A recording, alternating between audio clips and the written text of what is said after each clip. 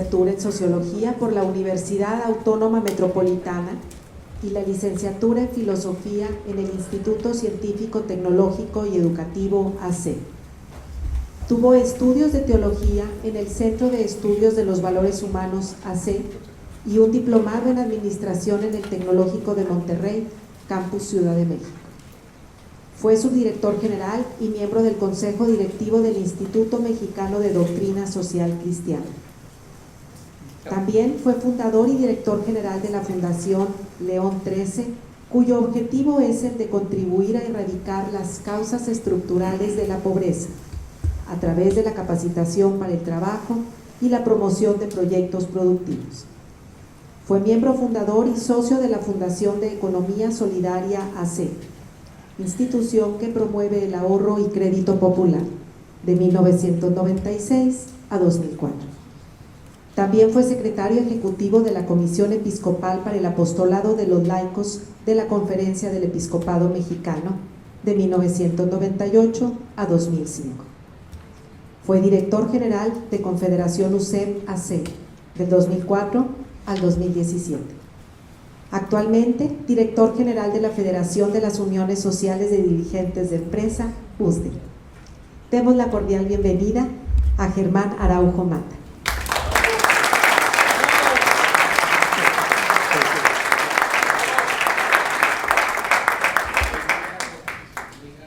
Muy buenas tardes. Les agradezco mucho la invitación para compartir con ustedes algunas reflexiones en torno al tema que nos ocupa, la responsabilidad social centrada en la persona, a partir del nombre del encuentro, de este primer encuentro, que le titularon La rentabilidad de los valores. A ese respecto quiero decir algo muy brevemente, pero quiero agradecer pues de verdad la invitación que me hicieron, porque desde que llegué en la mañana, la participación de la Eucaristía, me sentí plenamente identificado. Y las demás conferencias me hicieron vibrar, porque otra vez sintonicé con el mensaje, con el testimonio que es arrollador de estas personas. Así de que muchas gracias por la invitación. Y debo decir que ser el último en participar tiene una gran ventaja. ¿Y saben cuál es? No, que prácticamente ya todos lo han dicho, entonces yo voy a tener que decir algo muy breve. Pero la gran desventaja es precisamente que cómo voy a decir eso breve que tengo que decir, porque el tiempo apremia. Entonces trataré de hacer una síntesis, una presentación muy rápida de lo que he preparado para esta ocasión. Lo primero que quiero plantearles, bueno, son 4 temas, algunas premisas que me permiten hacer un planteamiento.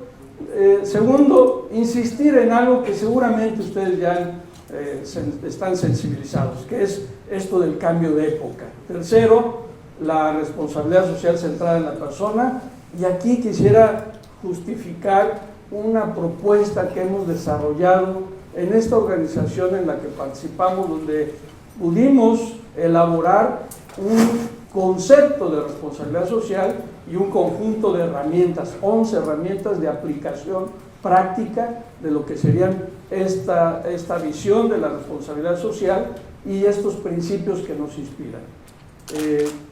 Que es el último punto, lo que hemos llamado el protocolo de responsabilidad social centrado en la persona. Esa sería la reflexión del día de hoy. Algunas premisas, muy rápido. Lo primero que me parece que sí necesitamos preguntarnos es qué tipo de sociedad queremos formar.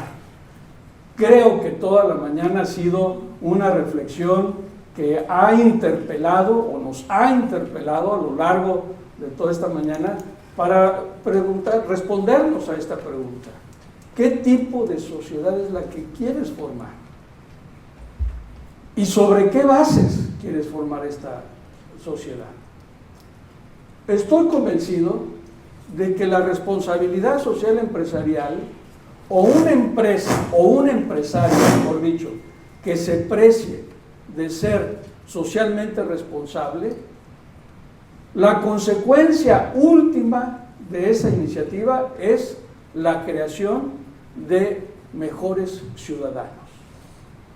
Si no tiene como consecuencia esa salida, pues mucho podremos hacer, pero estará incompleto un proceso de responsabilidad social. Por eso me parece importante insistir en la pregunta: ¿qué tipo de sociedad es la que queremos formar? Segundo, aquí hemos hablado abiertamente, o se ha hablado abiertamente, de la confesionalidad que el movimiento Schoenstatt, que la Unión Social de Dirigentes de Empresas, la USDE, que los diferentes organismos en los que hemos participado, lo decimos sin ningún problema, pero en ambientes más secularizados y en una cultura tan secularizada como la que nos encontramos, pues no es tan fácil decir que quiero yo tener una estrategia de negocio en donde mi foco de atención, mi enfoque, mi proyección es la inspiración en este Dios que nos ha salvado a través de la persona de Cristo. Eso no es tan fácil de decir en un ambiente tan secularizado como el que vivimos. Por eso es verdaderamente muy aplaudido los testimonios que hemos tenido, que verdaderamente han logrado dar pasos significativos en ese sentido. Pero a mí me parece que es importante recuperar este derecho humano fundamental, que es el derecho a la libertad religiosa, en este contexto y en este sentido. Es un principio que emana nada menos que del Concilio Vaticano II. Tiene el decreto, el último decreto, el último documento aprobado en la última sesión del Concilio Vaticano II, que le titularon sobre la libertad religiosa, Dignitatis Humana, sobre la dignidad humana, que es el derecho a la libertad religiosa. La libertad religiosa significa o consiste el derecho que todo ser humano tenemos de profesar nuestras convicciones fundamentales en público, en privado, de manera individual o colectiva, solamente que tiene dos grandes límites. El primer límite es que este derecho, que esta práctica de mis convicciones fundamentales no atente contra mi propia dignidad ni la de los demás. Segundo, que la práctica de mis convicciones fundamentales no atente contra el orden público, es decir, no vaya en contra de las buenas costumbres, de las leyes, de las normas que como sociedad hemos ido construyendo para la sana convivencia. Entonces, a mí me parece que una iniciativa de responsabilidad social empresarial debiera reconocer este derecho humano fundamental que tiene todo ser humano. Es un derecho que está reconocido en la Declaración Universal de los Derechos Humanos de 1947, pero que se ha definido con toda contundencia en el Concilio Vaticano II, 1965, en este documento, este decreto sobre la dignidad humana. Y es curioso que le hayan llamado el decreto dignidad humana, haciendo énfasis sobre el derecho a la libertad religiosa. ¿Por qué? Porque es el derecho que sustenta precisamente los demás derechos, dicho en esta enseñanza, en este documento de la Iglesia. Entonces me parece que no podemos perder de vista el significado de la práctica de nuestras convicciones fundamentales, que por cierto, debo decir al margen, esta práctica reconoce también que haya personas que no tengan un credo. No solo que tengan credos diversos, sino que no tengan un credo. Esas son sus convicciones. Y yo tengo la obligación moral de contribuir para que esa persona que piensa o que tiene convicciones fundamentales distintas a la mía, tenga la posibilidad de ejercerlas. Tengamos cada vez más espacios de libertad para que todos podamos ejercer nuestras convicciones fundamentales. Bueno, esto está planteado así en el documento sobre el derecho a la libertad religiosa en el Concilio Vaticano II. Se los recomiendo. Es un documento que son 10 paginitas, no tiene mayor cosa, pero de una riqueza y de una densidad que me parece que vale la pena volver sobre él. Tercer elemento, en este sentido del derecho a la libertad religiosa, mi reflexión está sustentada en lo que hemos llamado doctrina social cristiana. Hoy se ha mencionado desde el momento de la Eucaristía hasta las diferentes charlas que hemos escuchado, doctrina social cristiana. Pero yo les compartí aquí a Toño y a Miguel que esto de la doctrina social de la Iglesia o doctrina social cristiana es como el tesoro más celosamente guardado por la Iglesia. Y yo le agrego que tan celosamente guardado, pero tan celosamente guardado que se desconoce. O alguno de ustedes ya tiene un conocimiento profundo de esta enseñanza social. ¿Quiénes de ustedes han podido estudiar, profundizar y sobre todo poner en práctica esta enseñanza social? En materia jurídica, en materia educativa, en materia de derechos humanos, en materia económica, en materia política. No hay ámbito de la vida social que la Iglesia en su magisterio no haya abordado a partir de las experiencias de las comunidades de creyentes, no haya abordado cualquier aspecto de la vida en sociedad en su magisterio. Por eso digo que es un tesoro, pero es un tesoro celosamente guardado, pero tan celosamente guardado que prácticamente es desconocido. El Papa San Pablo VI tiene un documento precioso que se llama, en latín Populorum Progressio, el desarrollo de los pueblos. Otro que con el que conmemora los 80 años de la encíclica Rerum Novarum, 80ª Adveniens. Y en estos documentos el Papa dice: frente a realidades tan complejas, nos es difícil decir una única palabra. Compete a las comunidades particulares analizar con objetividad nuestra realidad o su realidad y a partir de ello deducir principios de reflexión, criterios de juicio y directrices de acción, tal como se han venido desarrollando a lo largo de la historia. Y eso es la doctrina social cristiana. Principios de reflexión, criterios de juicio y directrices de acción. Una triple dimensión, como nos diría el Papa San Juan Pablo II, es una dimensión teórica, porque tiene un conjunto de principios y valores. Una dimensión histórica, porque tiene un juicio ético sobre la realidad que nos tocó vivir, sobre situaciones, sobre estructuras, sobre sistemas, sobre instituciones, sobre el acontecimiento. Una dimensión histórica, un juicio ético. Y aquí es un llamado urgente para saber hacer un discernimiento ético de los signos de los tiempos. Y por el discernimiento ético de los signos de los tiempos me estoy refiriendo a esta capacidad que la comunidad de creyentes trata de interpretar lo que Dios nos está pidiendo hoy y aquí a través del acontecimiento social. Es decir, es una responsabilidad y una obligación de todo fiel cristiano hacer un discernimiento evangélico de los acontecimientos, de los signos de los tiempos, pero no desde el punto de vista sociológico. Desde el punto de vista sociológico podemos decir que, por ejemplo, la mujer hoy por hoy se le ha reconocido un mayor protagonismo en el ámbito social, ¿cierto?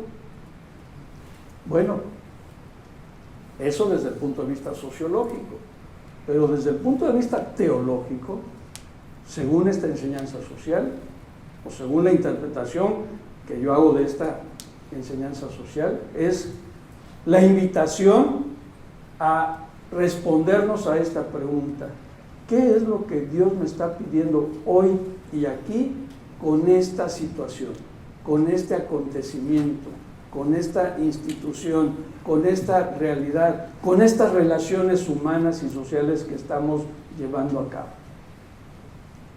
Por eso es que hablar, a mi modo de ver, de la responsabilidad social centrada en la persona, quiero justificarlo a través del sustento de la doctrina social cristiana, entendiendo cómo precisamente estos principios nos inspiran, nos ayudan para hacer un discernimiento ético, y si me apremian más, es un discernimiento evangélico de la realidad en la que estamos inmersos.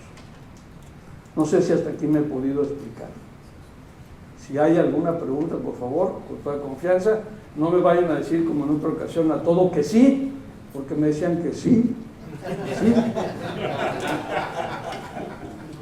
Después de esta sabrosa comida, pues sí, viene un momento de relax muy rico, ¿no? Entonces, no me vayan a decir a todo que sí, por favor, en ese sentido.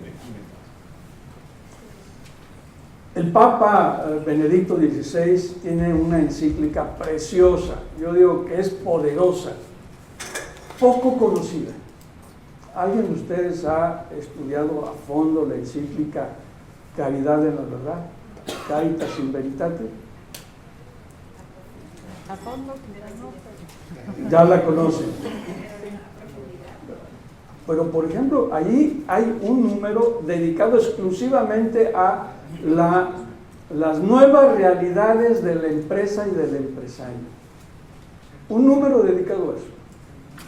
En esta encíclica, yo interpreto así, el Papa invita a todos los cristianos y hombres de buena voluntad o personas de buena voluntad, no solamente los católicos, no solamente los cristianos, sino toda persona de buena voluntad, invita precisamente a que hagamos un esfuerzo para entender la relación que hay entre la caridad y la verdad. Y yo os digo, pues no es otra cosa más que la fuerza del amor inteligente. Una iniciativa de responsabilidad social puede estar orientada por esta fuerza que tiene el amor inteligente. El amor, la caridad con la verdad. Amor inteligente. El uso de nuestra capacidad racional, pero con amor. No de manera etérea, sino de manera muy concreta.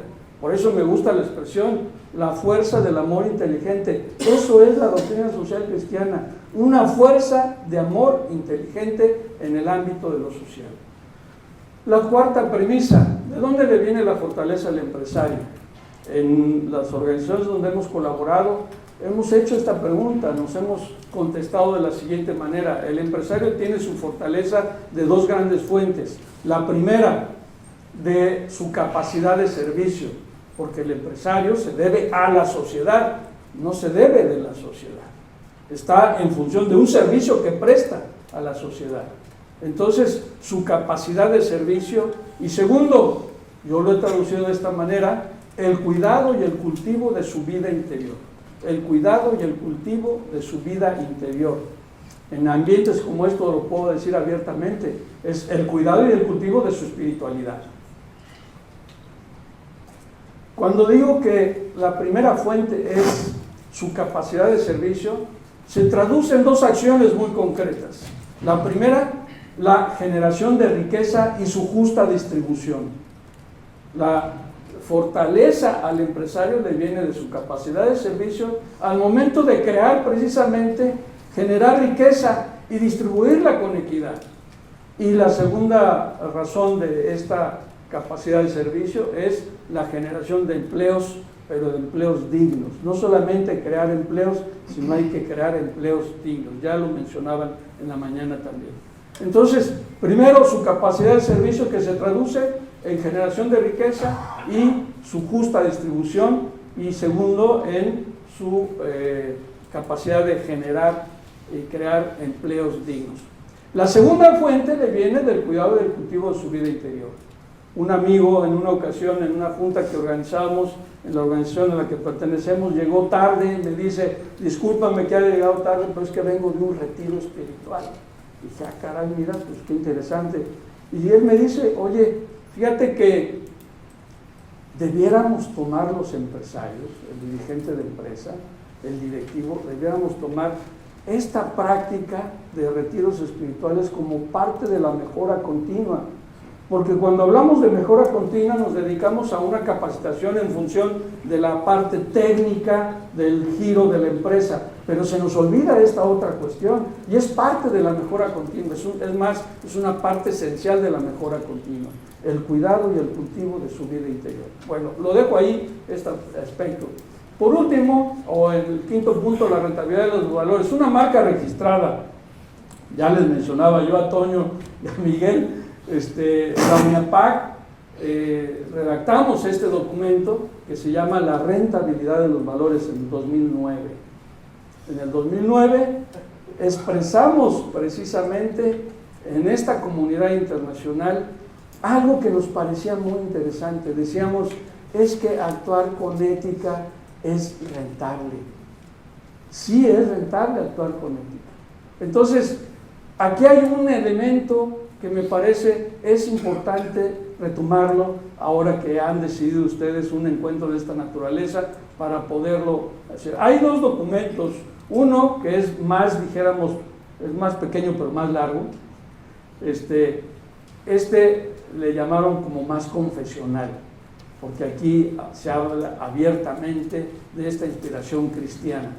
Pero después presentamos este documento en Ljubljana como la parte, dijéramos, que era la visión de la UNIAPAC sobre la responsabilidad social empresarial desde el punto de vista de la fe cristiana.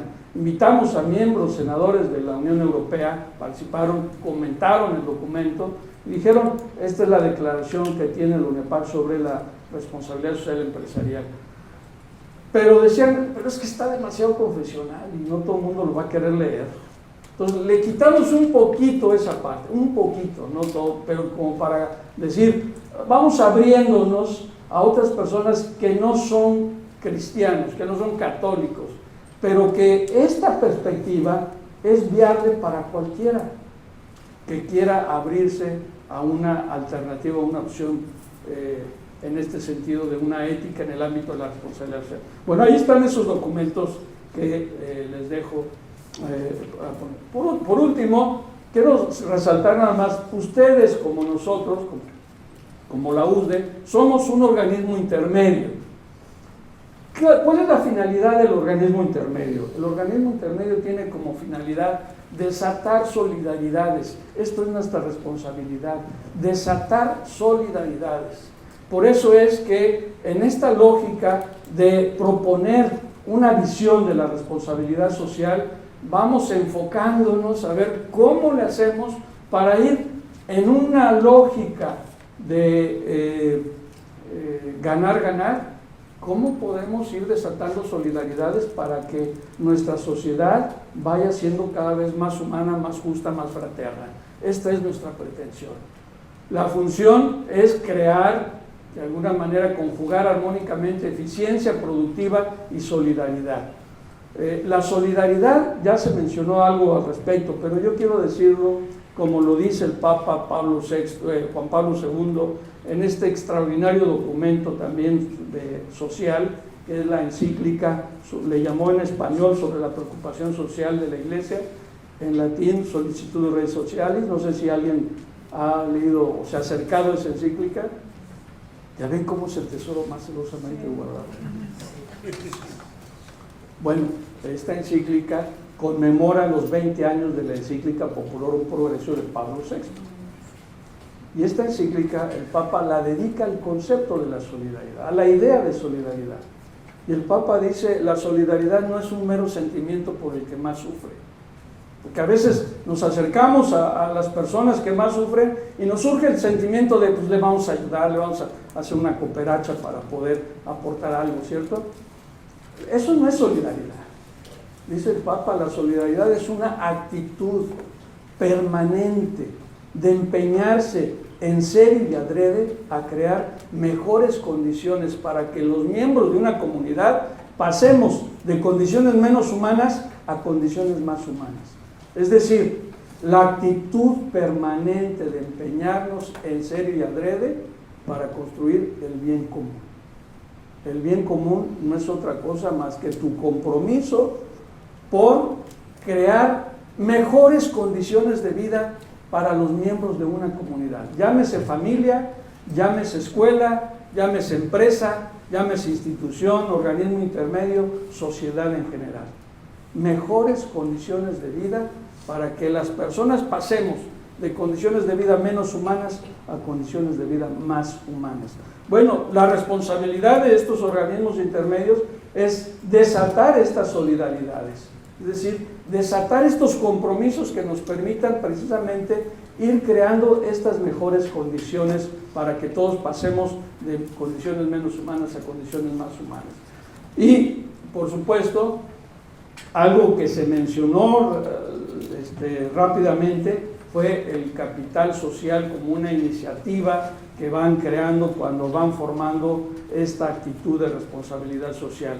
Sí, capital social, pero ¿qué es esto del capital social? También tenemos en la enseñanza social de la Iglesia una definición de capital social. Capital social es el conjunto de relaciones de confiabilidad, colaboración y respeto de las normas indispensables en toda convivencia civil que favorecen la identidad y el bien común. Alguien mencionó en la mañana, no recuerdo quién, que de alguna manera, pues fue nada menos que ¿cómo se llama? El alcalde, Miguel Treviño. Él decía, en respuesta a una pregunta que hubo por allá, lo que las personas hicieron para que nosotros podamos hoy tener libertades, eso se llama capital social. Entonces la responsabilidad de estas organizaciones es cuidar ese capital social que hoy nos está dando libertad, pero al mismo tiempo nos está dando libertad y nos está dando identidad, pero al mismo tiempo es incrementar ese capital social en las nuevas realidades que nos ha tocado vivir. Entonces, este tipo de organizaciones tenemos la responsabilidad de ir creando un capital social, cuidar el que ya tenemos y cultivar el que nos toca realizar para ir conformando una sociedad más humana, más justa, más fraterna. Creo que estamos viendo ya un cambio de época. Voy a pasar esto muy rápido. Ya me parece que se ha mencionado bastante el cambio de época que está caracterizado precisamente por el ámbito de lo cultural. El cambio de época nos deja ver que los paradigmas que tenemos hoy ya no nos están dando a entender lo que está sucediendo en la actualidad.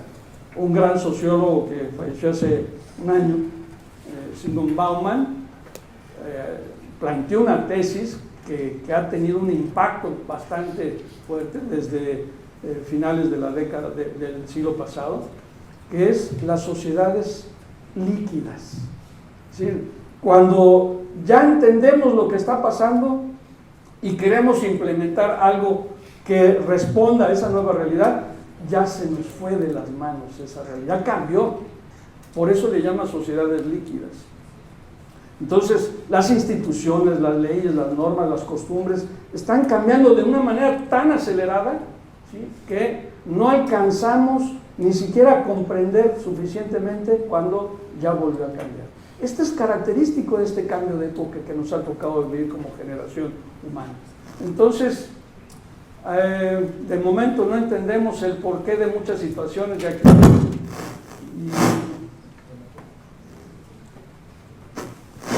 Y algunas pues reflejan un sentido de progreso, pero otras nos dejan un mínimo sentido de esperanza.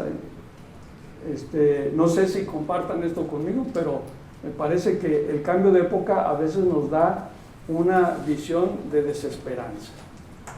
Necesitamos enfrentar esa realidad. Y diría este gran filósofo, sociólogo, Otto Scharmer, un alemán, vivimos en una era de intenso conflicto y de fallas institucionales masivas.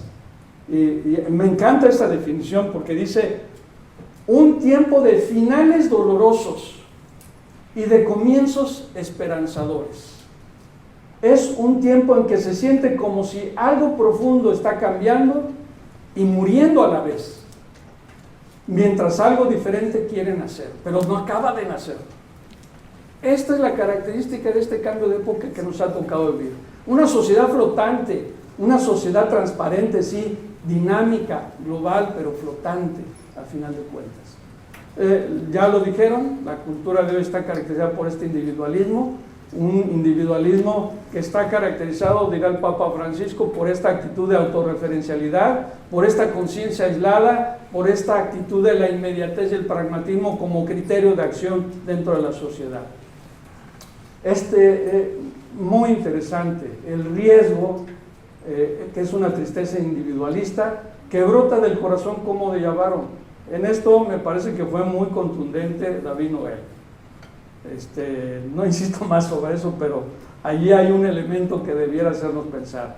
La búsqueda, también en la búsqueda enfermiza de placeres superficiales, de la conciencia aislada, es decir, cada vez nos vamos cayendo en esta actitud de indiferencia ante esta realidad y de la autorreferencialidad. Pero ¿cómo no va a ser posible eso si tú nomás miras al país y ves cómo va para prácticas, no hay institución que opere, están prácticamente en estado fallido? Pues eso desangela, eso te retrae, eso... Por supuesto. Tratas de hacer algo y no se puede, entonces te individualizas. Pero te contestaría lo que nos dijo el alcalde. Hay muchas posibilidades de hacer algo. Sí hay. Puede ser que yo quería preguntarle, pero ya no hubo oportunidad, pero Konrad Adenauer, no sé si saben quién fue Konrad Adenauer, el presidente que asumió la Alemania cuando termina la Segunda Guerra Mundial. Un empresario, por cierto, un empresario que decide entrar a la vida política precisamente para un proceso de reconstrucción de la Alemania. Imagínense cómo se habrá encontrado la Alemania en ese momento. Bueno, Konrad Adenauer decía, tan importante es la política que no hay que dejársela solo a los políticos. Y yo creo que tenía mucha razón. Pero yo le agrego en ese sentido que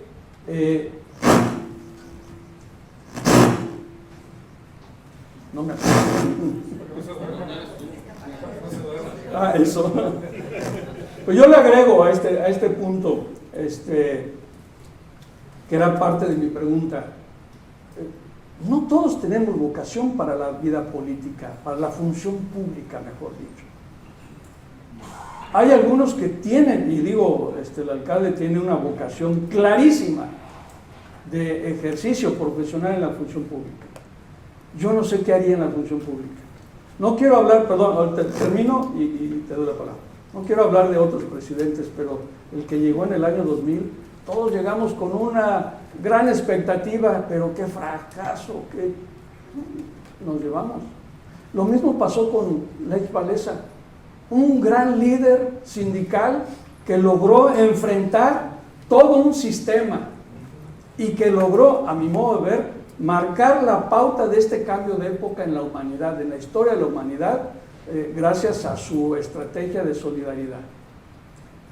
Y junto con él, él tenía como confesor, lo puedo decir porque ya se ha dado a conocer, como confesor a un cardenal que estaba muy cercano al Papa Juan Pablo II, que era el cardenal Roger Echegaray, presidente del Consejo Pontificio de Justicia y Paz y del Consejo Pontificio Cor Unum. Era su confesor, su amigo personal, su guía espiritual. Y el Papa Juan Pablo II tenía mucha fe en la labor que estaba haciendo Walesa ahí. Entonces, en cuanto al movimiento social, sindical, que logra transformar la estructura política de su nación, extraordinario. Pero cuando llega a presidente, fatal. Un fracaso. Entonces, no todos tenemos vocación para la función pública, y los que tengan vocación, mal harían en no hacerlo. Pero todos los demás tenemos la obligación de contribuir a la gestión del bien común.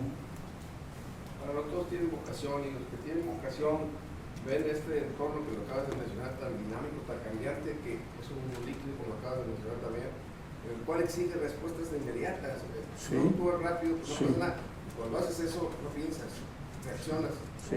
Entonces conflicta más las cosas. Por eso Más creo, individualizas. por eso creo que si alguien tiene que estar detrás del alcalde es su comunidad. Solo hará muchas cosas, pero se puede equivocar. Si tiene el soporte de su comunidad, de su grupo, por supuesto de su familia, que ya no lo demostró, lo mismo que Alfonso, sí, pero no solo es de su familia, de su grupo que está conformando ese capital social. Por eso me parece muy importante en una estrategia de responsabilidad social reconocer ese capital social que este tipo de organizaciones tenemos la obligación de cuidar, de cultivar y de incrementar, porque nos da sentido e identidad a nuestra labor. Entonces, tiene que haber un respaldo de quienes han decidido por la función pública. No sé si me No, sí explico. me queda claro. Lo que pasa es que lo que hace que no actúe lo que te menciono, más. Estoy de acuerdo que hay que reaccionar, pero cuesta mucho trabajo. Por supuesto que cuesta mucho trabajo. No dudo y lo dijo el alcalde. Pero también dijo, tenemos, gracias a que muchas personas ya pasaron por aquí, tenemos oportunidades que necesitamos aprovechar.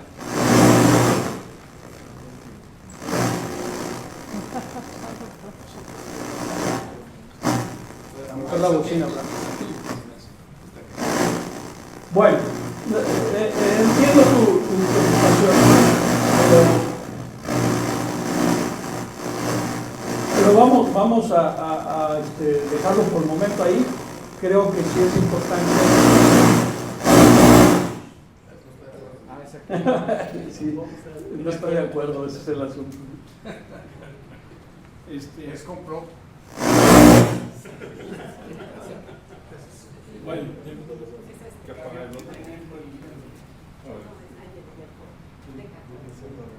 le seguimos.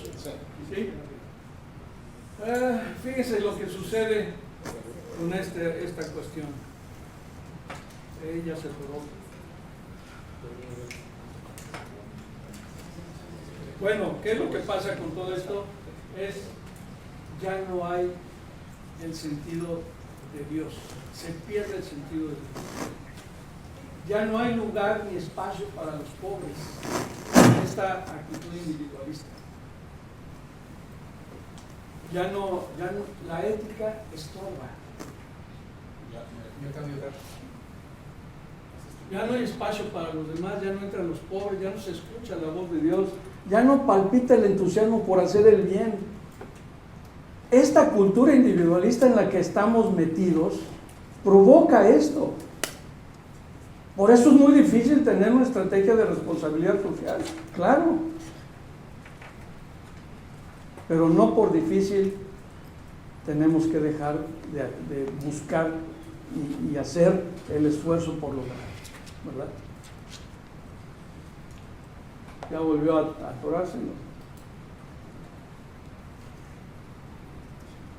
Bueno, no me salto todo esto porque supongo que ya lo han visto. La realidad es que la cuarta revolución industrial es lo que está cambiando, es lo que está provocando este cambio de época. Si le quieren pasar, por favor, rápido. Más. Para entrar ya al tema, más, por favor. Más. Aquí, de todas maneras, la presentación ahí se las dejo. Aquí está. Entonces, la responsabilidad social empresarial centrada en la persona está sustentado sobre la idea de la rentabilidad de los valores. Esta propuesta que hicimos en 2006 estaba compuesta de dos elementos. El primer elemento es un concepto de responsabilidad social que plasmamos en el documento de la rentabilidad de los valores. Y la segunda propuesta es una herramienta de aplicación práctica de este concepto de responsabilidad social empresarial, inspirada en esta enseñanza social, en esta doctrina social cristiana, en este conjunto de principios y valores para implementar un modelo de responsabilidad social en la empresa. El punto de partida era la persona. Siguiente, por favor. Y decíamos nosotros, la persona tiene necesidades inmanentes y trascendentes, porque el ser humano es un espíritu encarnado. Jacques Maritain, este gran filósofo de mediados del siglo pasado, el que elaboró el primer esquema de la Declaración Universal de los Derechos Humanos, decía que el ser humano es precisamente un espíritu encarnado o un cuerpo espiritualizado. Y no hay manera de hacer con un bisturí una disección para decir esta parte es lo espiritual y esta parte es lo material. No, los seres humanos somos un espíritu encarnado, y en ese sentido tenemos necesidades inmanentes, materiales, y necesidades trascendentes. Es decir, la búsqueda del sentido, la trascendencia, la aspiración hacia el bien, hacia la verdad y hacia la belleza. Siguiente, por favor.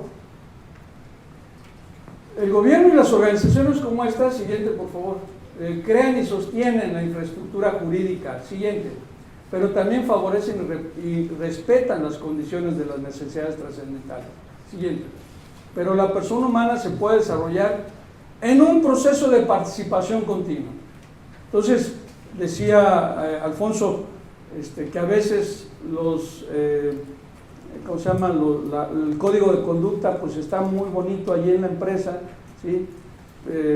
Pero no tuvo un proceso de participación de los integrantes como para que lo hayan asumido. Y luego hay cambios de personal, entra nueva gente, salen otros, y tiene que haber un proceso participativo en la empresa, en la familia y en la sociedad para poder incorporar un código de conducta, un código de ética que haga sentido a la responsabilidad social de la empresa. Siguiente, por favor. Nuestro concepto de empresa, siguiente. Siguiente. Nosotros decimos, ya lo dijeron, la empresa surge de una necesidad que se ve en la sociedad y a partir de esa necesidad se busca un satisfactor. Ese satisfactor es la iniciativa privada, es la iniciativa de una empresa. Pero nosotros decimos que toda empresa tiene tres objetivos internos y externos. Objetivos económicos, objetivos sociales y objetivos de medio ambiente. No solamente el objetivo de una empresa es de carácter económico interno, es decir, no solamente tiene la finalidad de generar el máximo valor económico agregado y distribuirlo con equidad entre los integrantes. Ese es uno de sus objetivos, pero es el objetivo interno. El externo, económico, es producir bienes y servicios que satisfagan necesidades y aporten valor. No sé si finalmente les pudieron hacer llegar el documento de la vocación del líder empresarial, porque ahí hay 6 principios que aportan esta comunidad que se hizo en torno al Consejo Pontificio Justicia y Paz por un grupo de empresarios, de académicos de diferentes partes del país, del mundo, perdón, en donde dice, una primera cosa es, si vas a tomar la iniciativa de crear un satisfactor, que sean bienes y servicios que verdaderamente satisfagan una necesidad de la comunidad. Bienes y servicios de calidad, bienes y servicios que respondan a las aspiraciones de la propia empresa.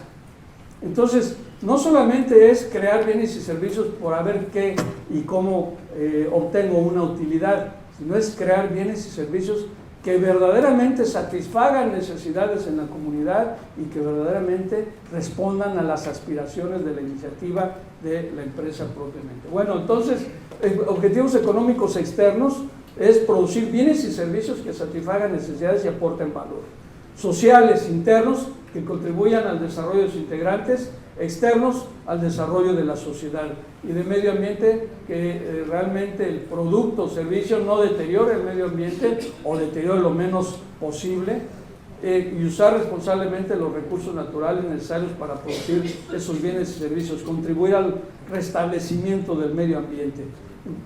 Un criterio que el Papa Pablo VI tenía en ese documento que he mencionado es, decía él, frente a esta realidad tan compleja, lo que la realidad exija y permita. Porque hay realidades que, por más que uno quiera, lo dijo muy clarito otra vez el alcalde, ¿no? hay realidades que por más que uno quiera actuar bien y optar por la mejor opción, no dan las condiciones.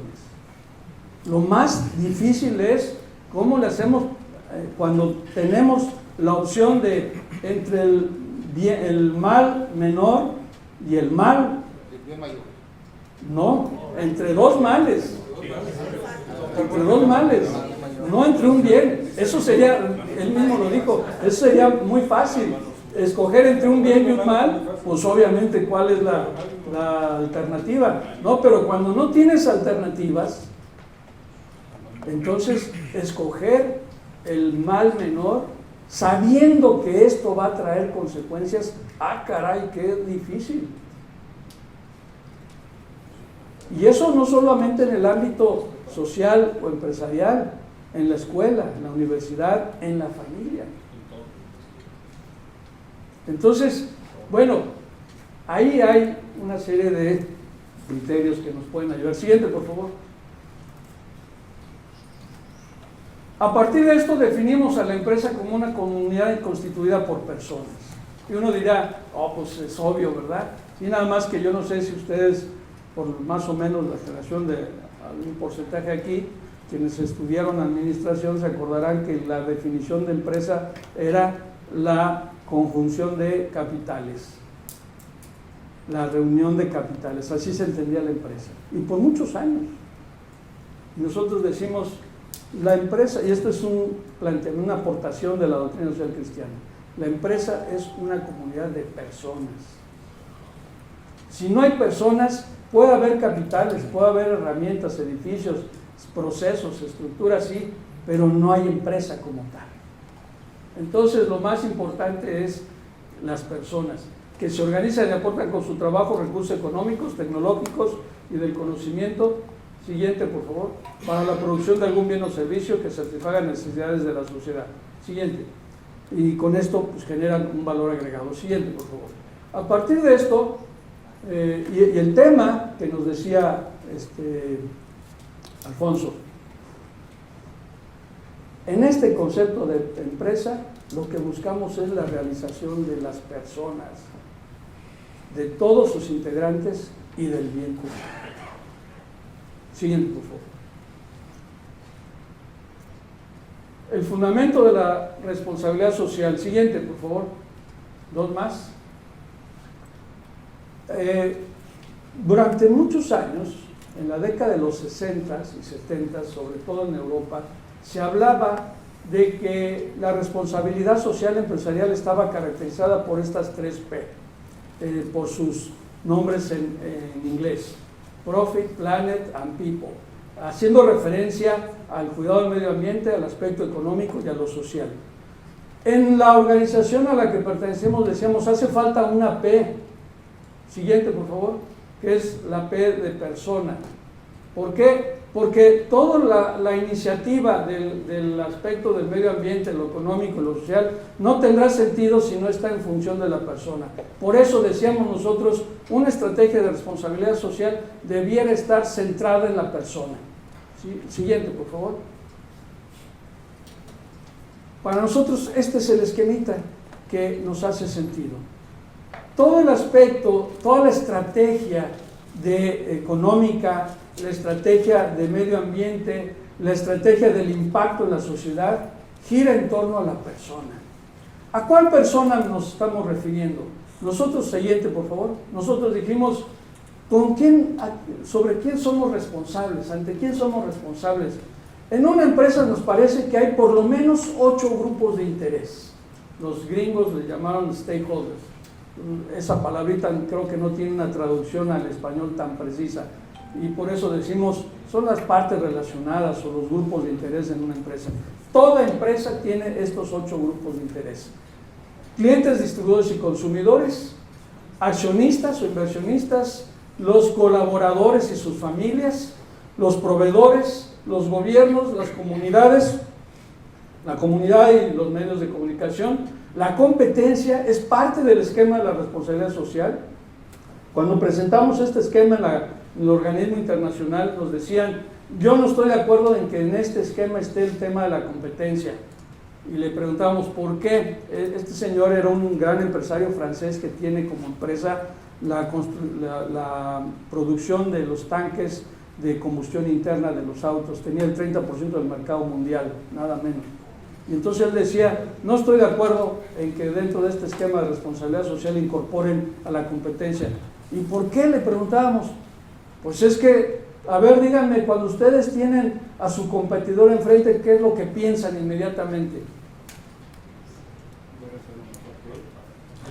Por ejemplo, esa es la mejor opción, hacerlo mejor que él. Pero otros decían, acabármelo antes de que él me acabe. Destruirlo antes de que me destruya. Esa es la lógica. Bueno, sigue siendo la lógica. Y nosotros decíamos, no, en esta visión de responsabilidad social tendremos que incluir a la competencia con una finalidad de bien común, con una lógica de ganar, ganar. Ah, pero eso qué difícil es, sí. ¿Es utópico? No. Lo que quieres decir es que es una quimera. La quimera no tiene un asidero en la realidad. La utopía sí tiene asidero en la realidad. Es ilegal. Actualmente es ilegal. Así es. Exacto. Pero ahí lo que pasa es que la competencia también ayuda a ser mejores. Cuando no hay competencia hay monopolios que se vuelven abusivos, que se vuelven eficientes. Entonces, donde no hay competencia hay incompetencia. Por eso se le tiene que incluir, porque si no hay eso, no mejoramos. Totalmente de acuerdo. Y por último, generaciones futuras. 8 grupos de interés. Esta es la persona, esta es la centralidad de la persona. El grupo de personas involucradas dentro de la empresa. Siguiente, por favor. Los principios fundamentales. Siguiente. Unidad de la persona. Antes, por favor. Unidad de la persona, el destino universal de los bienes. La siguiente. La solidaridad, que ya hemos dicho, la subsidiariedad, el bien común y la participación. La siguiente, por favor. Los valores que sustentan una visión de responsabilidad social, la verdad, la libertad, la justicia, la paz y la felicidad. Y nosotros decíamos, hoy, y sobre todo en una época de posmodernidad donde parecería que la verdad no tiene un asidero objetivo, nosotros decíamos, sí hay un asidero objetivo en el aspecto de la verdad. Adecuación del entendimiento a lo real. Así de simple y de sencillo. La siguiente, por favor. Eso nunca se da, pero bueno. Y menos en ciertas personas. A partir de esto, definimos un concepto de responsabilidad social. Siguiente. Para nosotros la responsabilidad social es una forma de gestión. Una forma de gestión que surge del compromiso consciente, permanente del dirigente de empresa. Si no surge de ahí, miren, lo pueden delegar en el Departamento de Recursos Humanos o en el departamento que quieran, pero si no está involucrado el dirigente de empresa en la definición de su estrategia de responsabilidad social, no tiene sentido. Hemos puesto en práctica este protocolo de responsabilidad social en algunas empresas y verdaderamente es impresionante. Ahorita les cuento una historia y con eso voy a terminar. Siguiente, por favor. A fin de cumplir íntegramente con los objetivos económicos, sociales, del medio ambiente y de la persona dentro de la empresa. Siguiente. A partir de eso, nos estructuramos de esta manera. Dijimos nosotros, en esta lógica de la centralidad de la persona en una iniciativa de responsabilidad social, creemos que es importante atender las necesidades del ser humano visto integralmente. Las necesidades materiales, las necesidades psicológicas y las necesidades trascendentales. Y definimos 3 líneas de acción: la generación y distribución justa de la riqueza, calidad de vida, ética y transparencia, que iban justamente a atender estas necesidades de todo ser humano. Siguiente. Y definimos esta matriz como una matriz que nos podría dar una orientación para aquella empresa que quisiera tener un modelo de responsabilidad social centrado en la persona. Para nosotros la responsabilidad social empresarial no es una actitud filantrópica. Eso es uno de los cuadritos de esto nada más. Y nosotros decimos, una empresa que quiera ser socialmente responsable debe tener por lo menos estas 24 áreas de acción. Los 6 grandes principios en estas 3 grandes líneas de trabajo, tomando en cuenta los 8 grupos de interés, nos dan 24 áreas de acción que mínimamente tendríamos que atender en una estrategia de responsabilidad social centrada en la persona. Entonces no es una actitud filantrópica, ni tampoco es el cumplimiento de la ley. Eso tenemos que hacerlo, y ya hay de aquel que no cumpla con la ley, ¿no? Inmediatamente le cae el SAT, o le cae el Infonavit, o le cae Hacienda, qué sé yo. Y así nos va, ¿o no?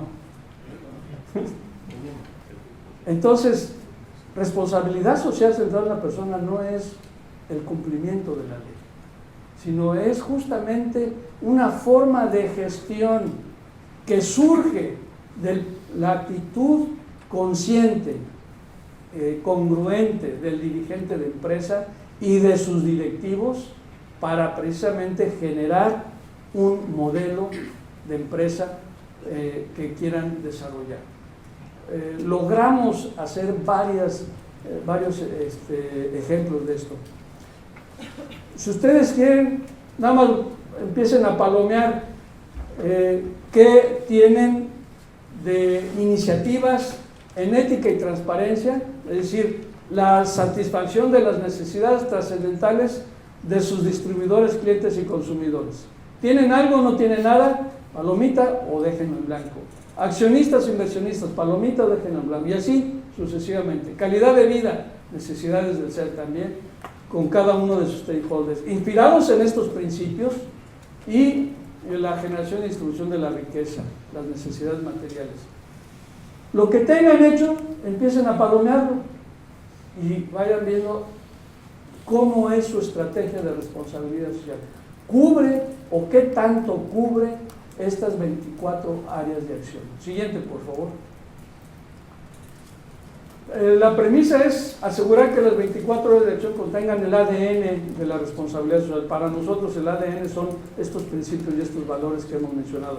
Ya no me detuve a explicar cada uno de estos principios, no hay mucho tiempo, pero simplemente les digo, ahí están esos principios. Son producto de esta doctrina social cristiana. Dice el Papa Juan Pablo II, la doctrina social cristiana no es otra cosa más que el encuentro entre las exigencias éticas del Evangelio con la realidad en la que nos encontramos. El encuentro de esos dos aspectos, de esas dos dimensiones, del encuentro de esas dos dimensiones, surge la doctrina social cristiana. Por eso los laicos, lo decía perfectamente el Padre en la mañana, los laicos tenemos una gran responsabilidad en esto. ¿Qué nos compete a los laicos? A los laicos nos compete el amplio y complejo mundo de la política, de la economía, de la cultura, de la familia, de las ciencias, etc. Ya se me acabó el tiempo. Perfecto. Una anécdota que nos ibas a decir. Una anécdota. Siguiente, por favor. Nada más para mostrarles el modelo que desarrollamos, y este modelo es lo que apliqué en varias empresas, y les cuento la anécdota. Le llamamos el protocolo de responsabilidad social centrada en la persona. ¿En qué consiste este protocolo? Siguiente, por favor. Es una metodología práctica, una forma de ser de las organizaciones productivas. Siguiente, por favor. Siguiente. Tiene un proceso de 8 pasos: el conocimiento y compromiso, el marco normativo, el diagnóstico, objetivo y planeación estratégica, implementación, monitoreo, balance social y un reconocimiento. Para nosotros este es el modelito que aplicamos en algunas de las empresas que decidieron implementar este modelo de responsabilidad social. ¿En qué consiste esto? Siguiente. Es un instrumento. Siguiente, por favor. Siguiente. La guía de captación es la primera herramienta. Son 11 herramientas. 11 herramientas que están en línea, que se pueden bajar, incluso quien lo desee, se puede meter a la página, a la web, y puede bajar este modelo. Y son una guía de captación, que son las razones y motivaciones que el empresario tiene para definir una estrategia de responsabilidad social. Siguiente. El autodiagnóstico. Siguiente, por favor. Es un conjunto de reactivos para validar el nivel de satisfacción de los grupos de interés de la empresa. Siguiente. Está sustentado en la matriz que hemos señalado. Siguiente, por favor.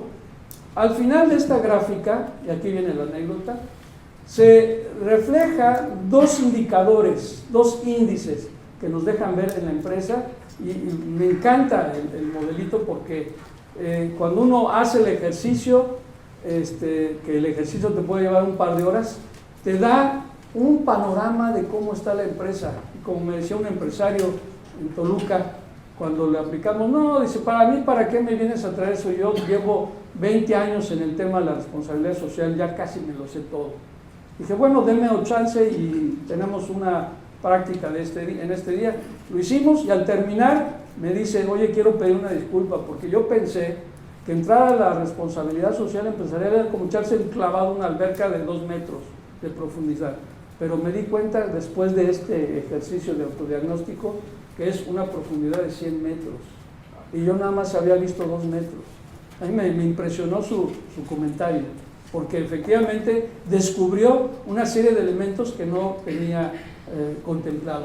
Este cuestionamiento del autodiagnóstico está compuesto de 150 preguntas para empresas grandes, de 137 preguntas para empresas pequeñas, para empresas grandes y medianas, 150, y 137 para empresas pequeñas y micros incluso. Y les da estos dos indicadores, el de la anterior, por favor, el de la sostenibilidad y el índice de congruencia dentro de la empresa, la congruencia con los valores que profesa. Lo aplicamos en 2 empresas en Guayaquil, en Ecuador, una empresa de cartón, productora de cartón, y una empresa productora de materiales para la construcción. Verdaderamente fue impactante la forma en cómo esto desarrolló a estas 2 empresas. Hasta la fecha ellos mismos lo reconocen. Y aquí en México lo hemos aplicado en algunas empresas. Una de ellas, esta es la anécdota, una empresa, una agencia de la Volkswagen en Ciudad Valles. El director, un buen amigo, bonachón, gordito así, bien agradable el hombre, dice, no, yo sí quiero que en mi empresa se aplique el protocolo. Y vamos viendo que tal, empezamos el ejercicio y entonces citó a sus 16 coordinadores o directores de área. Y empezamos el ejercicio y conforme fueron avanzando en las preguntas del autodiagnóstico de la empresa, dice, ¿por qué quieren, una pregunta, ¿por qué quieren iniciar un proceso de responsabilidad social en la empresa? Y todos dijeron, es que queremos ser mejores tratados como personas. Se lo dijeron delante, él estaba ahí, porque era el compromiso que él estuviera ahí. Y entonces se les queda viendo a todos, les dice, oiga, no sean gachos, si yo los trato bien. Y dice, bueno, sí, pero lo que sucede en nuestro ambiente no siempre nos reconocen como personas. Híjole, lo aguantó. Y él dijo, sigamos adelante. La empresa tenía 56 colaboradores, ahorita ya tiene 100. Lo aplicamos hace 3 años. Y el año pasado fue nombrada por la planta como la empresa que logró superar todos sus objetivos, que ya saben ustedes, le pone la planta a cada agencia, ¿no? Pues los logró superar. Y yo le pregunto, ¿y por qué? ¿A qué le debes?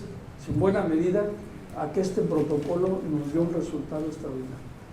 Otra empresa que fue en el caso de Chihuahua, también una anécdota, ahora sí ya termino, una anécdota, una empresa de seguros.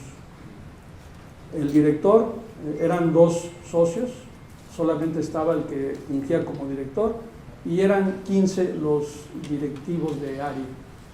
Entonces empezamos a hacer el ejercicio y tal, y en eso le llaman a él y no puede no contestar y pide una disculpa, se sale de la reunión para contestar el teléfono y dice, mientras él está afuera, todos los demás, los directivos, yo les digo, bueno, sigamos, ¿no?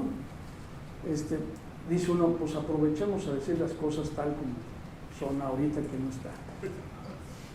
Yo me les quedé viendo y dije, caray, pues ¿qué está pasando? Y entonces, no, es que de ver, y se soltaron. A los 10 minutos regresa el director y siente un ambiente frío, ¿no? Y voltea a ver los dos, ¿qué pasa? Y entonces ya el de mayor confianza le cuenta el diálogo que han tenido. Y entonces el director, el dueño de la empresa, dice, pues me aguanto y le seguimos. Y díganme qué cosas tenemos que cambiar. Una dignidad, pero además con un dolor, porque él creía estar haciendo bien las cosas. Pero tan solo este ejercicio de autodiagnóstico le permitió ver un panorama que no conocía de su empresa. Pero él no está dispuesto a un ejercicio así. Bueno, yo aquí le dejo, son 11 herramientas, ya el tiempo se nos fue. Simplemente quería yo compartirles una visión de la responsabilidad social central de la persona. Espero haberles contribuido algo en su reflexión. Muchas gracias.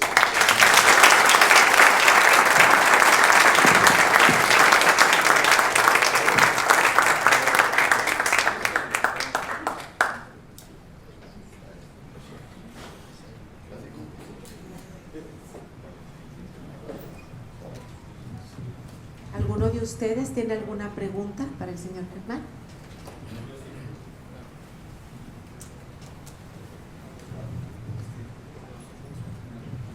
¿Cómo se llama la dirección del sitio web o qué sitio web es?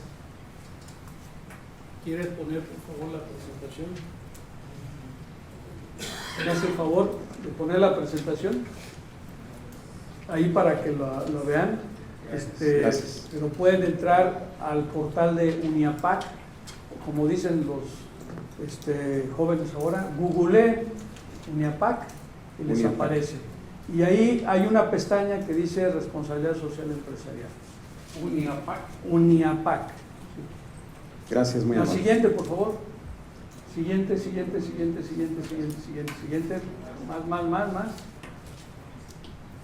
Más. Aquí está. Ahí está. www.harvest es la empresa que nos diseñó el portal. .com.mx/protocolo Uniapac. Y les va a desplegar esta pantalla. Y ahí tiene ya todas las indicaciones para que ustedes puedan entrar. Pueden entrar a hacer uso de un protocolo demo. Y lo pueden aplicar incluso, de un autodiagnóstico demo. No pueden entrar a todas las herramientas porque es un instrumento que la organización ofrece en venta a las empresas que deseen adquirirlo, ¿no? Pero entran ustedes ahí y aquí les da el autodiagnóstico. Pueden darle clic aquí y pueden entrar a un autodiagnóstico demo.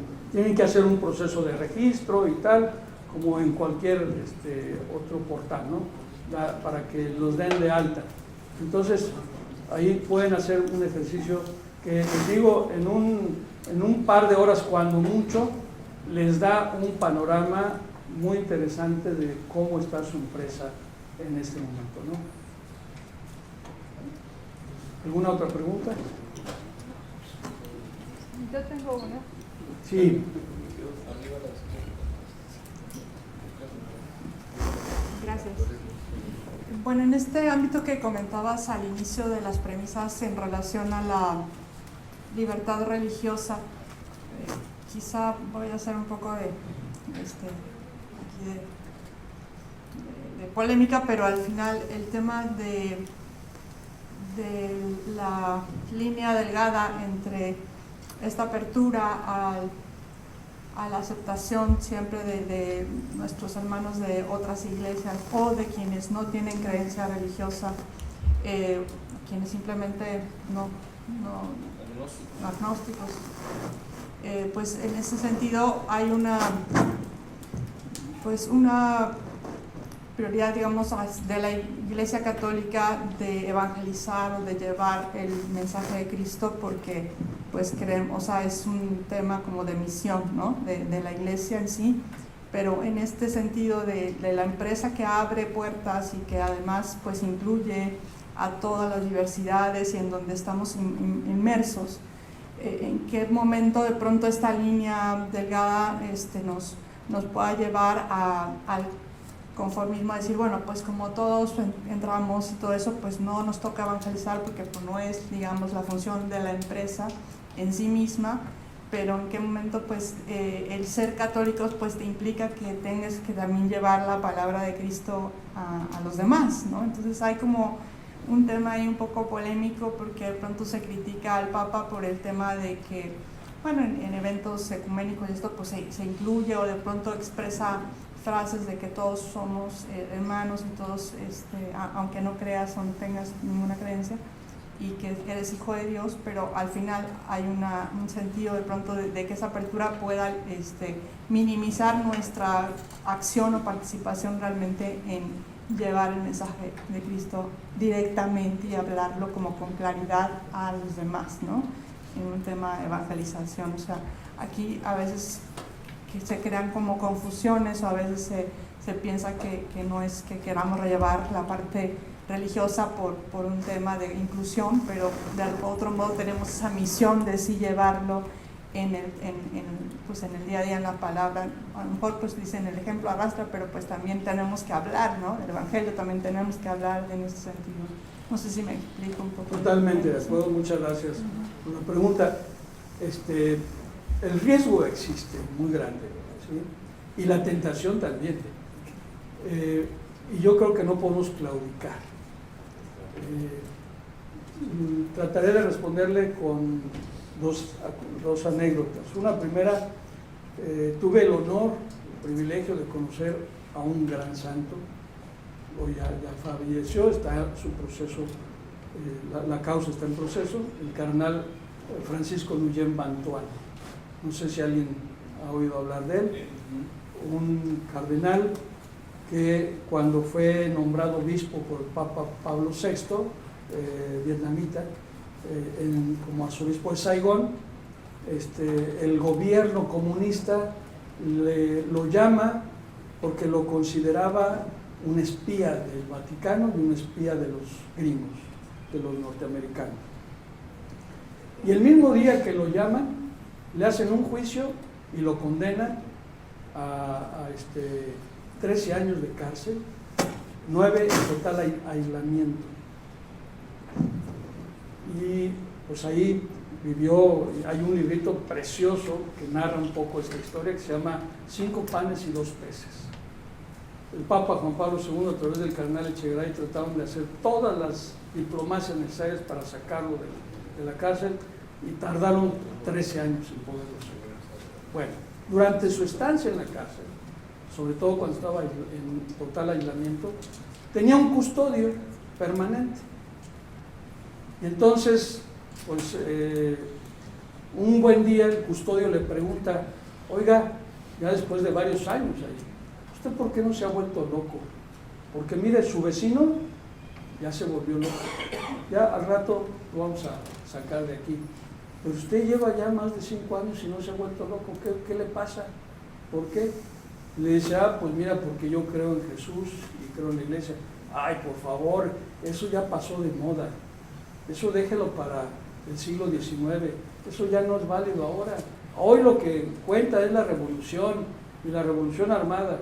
No, mira, es que yo creo en Jesús y por eso subsisto.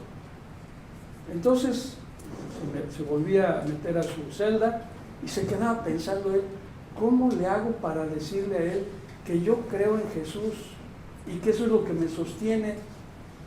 Se queda pensando y se le ocurre. Al día siguiente, sobre todo esto en las noches cuenta él, porque en el día no podía salir.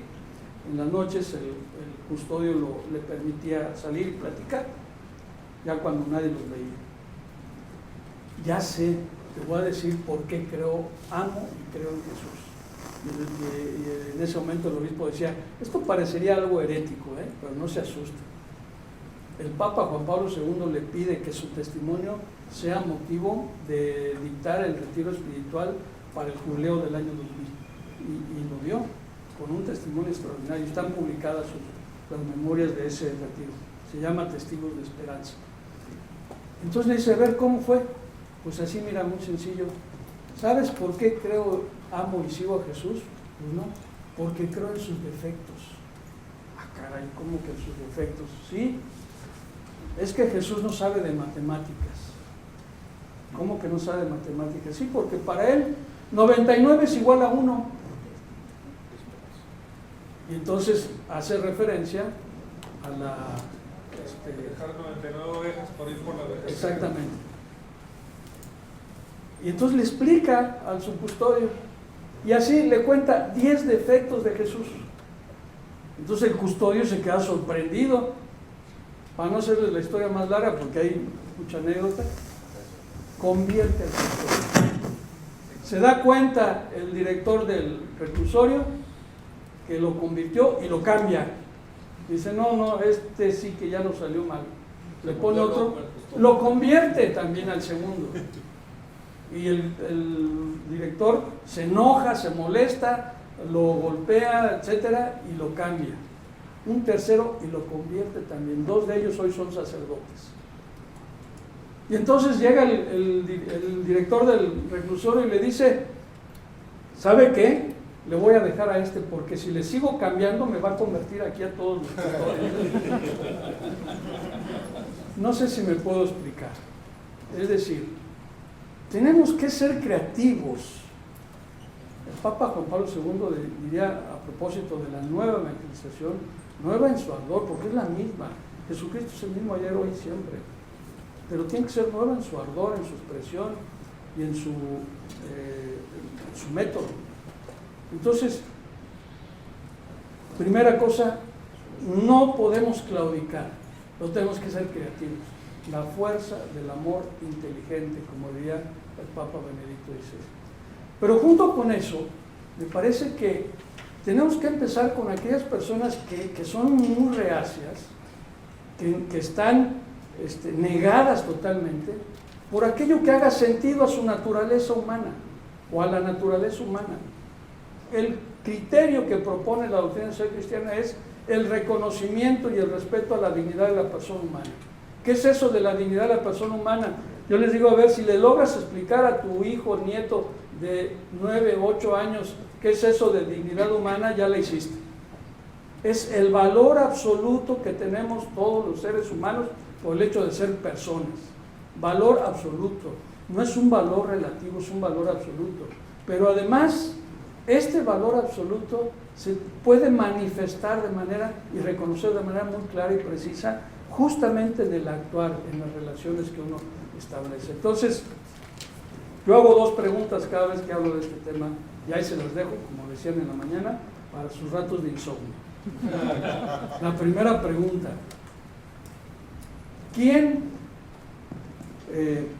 ¿en qué momento te diste cuenta que tú eres una persona con dignidad?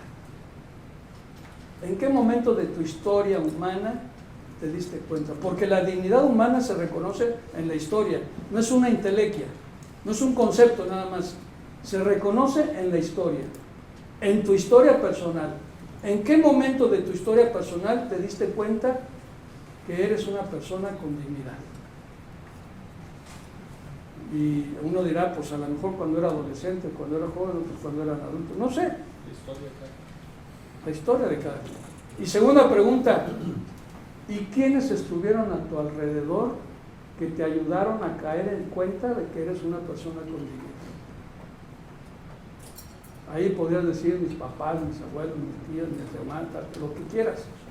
Pero ¿quiénes estuvieron a tu alrededor que te hicieron conciencia de ese valor absoluto que tienes? Hasta que te tocó mal, pudo ser. Así es. ¿Sí? Entonces yo digo, no son preguntas que me contesten a mí, son preguntas que cada quien tenemos que nos responder. Entonces, no sé si logro responderte a tu pregunta. Sí, muchas gracias. Bueno, no les agradezco.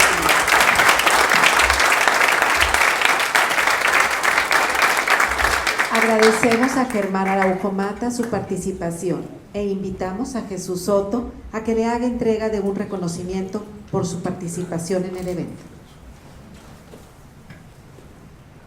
Germán, muchas gracias por este tiempo que nos dedicaste. Te damos este reconocimiento y por toda la información que nos diste sobre la responsabilidad social centrada en la persona. Lo agradecemos mucho. Muchas felicidades.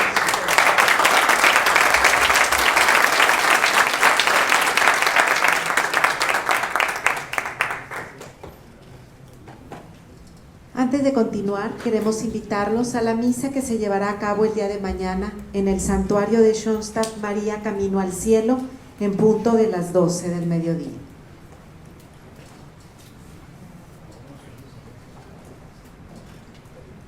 Eugenio Reyes Guzmán es IMA, tiene un par de maestrías en Estados Unidos, Singapur y es doctor. Ha trabajado en Italia, Japón, Estados Unidos y México en empresas como Cemex, Vitro, Monsanto, Coca-Cola y Fiat. Actualmente es el director del World Trade Center Monterrey 1. Eugenio y su esposa Dalia tienen 2 hijos y más de 18 años de estar formando parte del movimiento de Schoenstatt. Demos la más cordial bienvenida para los comentarios finales y el cierre a Eugenio Reyes Guzmán.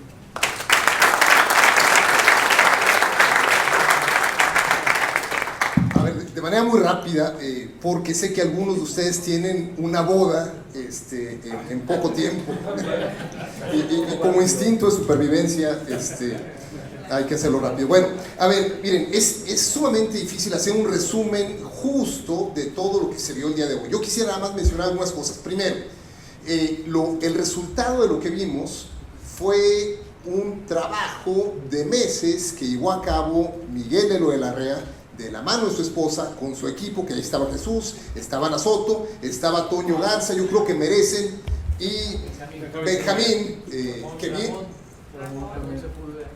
Ramón Sepúlveda, que se fue a lo de la boda también. Pero bueno, creo que merecen todos un también. Pues yo creo que merecen todos ustedes un fuerte y sentido aplauso.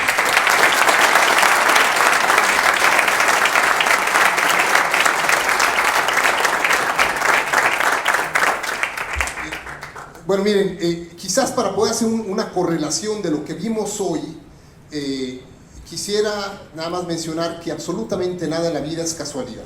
Miren, el precursor del Seguro Social a nivel nacional fue un empresario de Monterrey, don Isaac Garza Garza, papá de don Eugenio, papá de don Roberto, y fue el precursor también del Infonavit.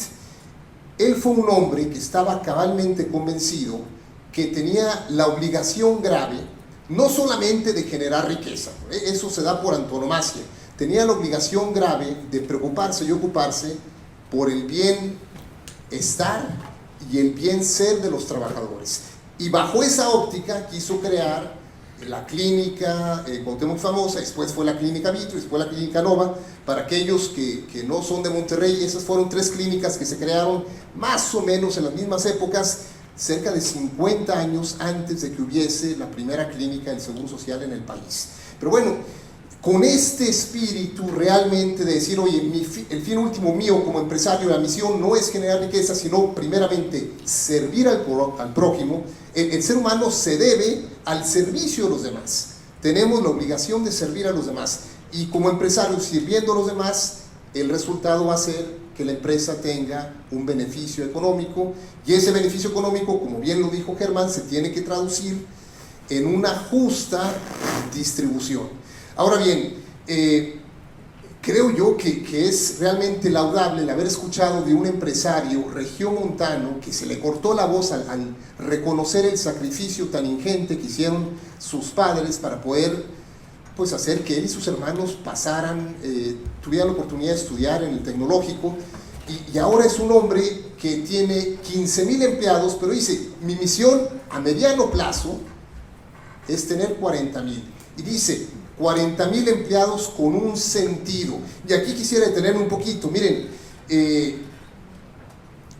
David Noel también lo dijo, lo que pasó en México con el presidente actual no fue casualidad.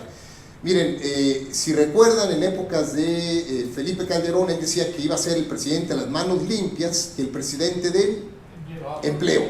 Bueno, y que se tenían que generar anualmente 1 millón de empleos. Bueno, ningún año hemos sido capaces como país de generar 1 millón de empleos. Cuando más empleos generamos fue en la época de Enrique Peña Nieto, y en promedio fueron 500,000 de empleos. Entonces, quiere decir que tenemos un rezago de empleos de años atrás. Ahora bien, ¿quién es el único que tiene ese mandato de generar empleos? El empresario. O sea, la obligación grave que tenemos y la única solución para el país es tener más y mejores empresarios. Miren, aun si fuésemos a alinear el 100% de los programas educativos de todas las universidades juntas, eso resolvería parcialmente el tema de la oferta laboral. Pero ¿qué hay de la demanda? El único que va a generar esta demanda es el empresario. Entonces tenemos este llamado grave de pues tratar de generar más empleos dignos y bien pagados, y también estar conscientes del tema distributivo. Lo dijo David Noel. A ver, el peor sistema de gobierno es la economía de mercados, con excepción de todos los demás. Eso es el mejor con sus pequeños asegúnes. Eso es, el tema débil de la economía de mercado, de la democracia, es justamente la distribución. O sea, tomando los 3 S de la curva de distribución, tenemos gente muy rica. El problema no es justamente la brecha entre el más rico y el más pobre. En Estados Unidos, en toda economía de mercado, lo vamos a ver. El tema es que los pobres en México están realmente en una base muy baja. Entonces, hace algunos años se reúne San Juan Pablo II con los empresarios del Consejo Mexicano de Negocios y con el grupo de los 10 de Monterrey, y a puerta cerrada les dice: oigan, señores, el gobierno tiene sus funciones, la iglesia tiene la suya, las universidades tienen las suyas, pero ustedes, empresarios, no pueden obviar esa responsabilidad grave que tienen de sacar a los pobres de la pobreza. Y le repite 3 veces lo mismo: los pobres en México no pueden esperar. Vamos a pedirle a Dios el discernimiento para ser ese tipo de empresarios comprometidos, apasionados, que tengamos fuego y terremoto, que soñemos, como decía Alfonso González, que soñemos con que en México haya, no uno, muchos Mandelas, que podamos a través de la familia pues ser corresponsables de estarle entregando al país gente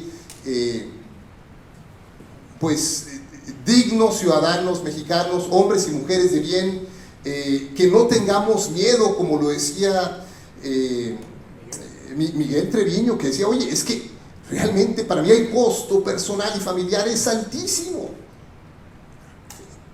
Pues, y se vale decir que tiene cierto miedo a lo que puede pasar, y a pesar de ello dice: yo voy a ensuciarme las manos.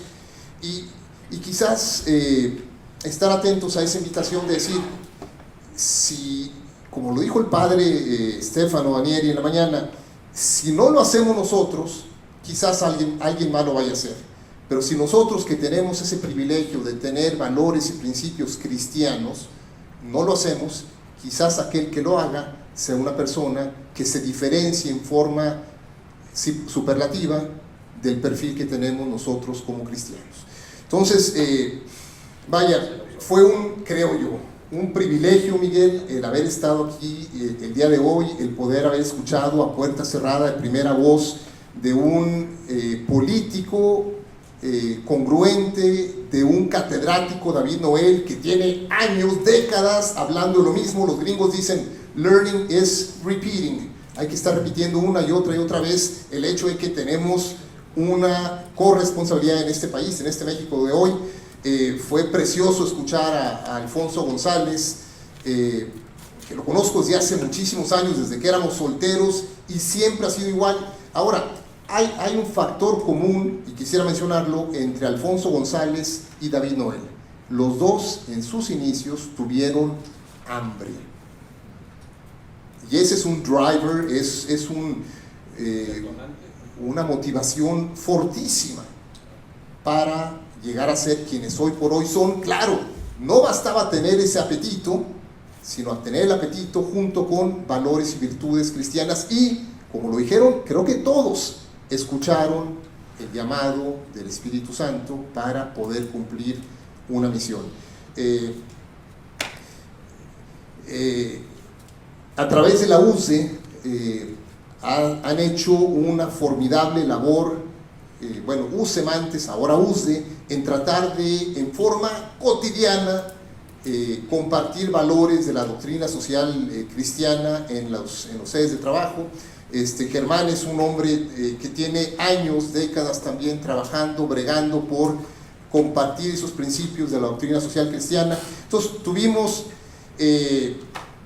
Miguel Ángel,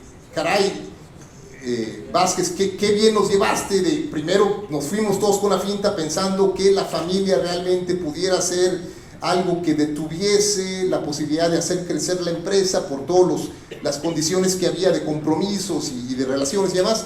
Y a la vuelta nos dijiste, bueno, es que si la familia es la base de toda sociedad, ¿por qué no invertir en una familia de forma tal que la familia sea justamente aquel que impulse el crecimiento de la empresa de una manera profesional, pero también basada en principios y valores? Así es que bueno, pues no me resta más que felicitarlos a todos por estar aquí, exhortarlos a que no caiga todo esto en saco roto, que sea realmente una semilla, que a final de cuentas solo Dios sabe hasta dónde va a llegar el árbol que crezca de esta semillita, pero pues con la gracia de Dios podremos hacer que esto sea realmente un parteaguas en la historia de los empresarios del país. Muchas gracias.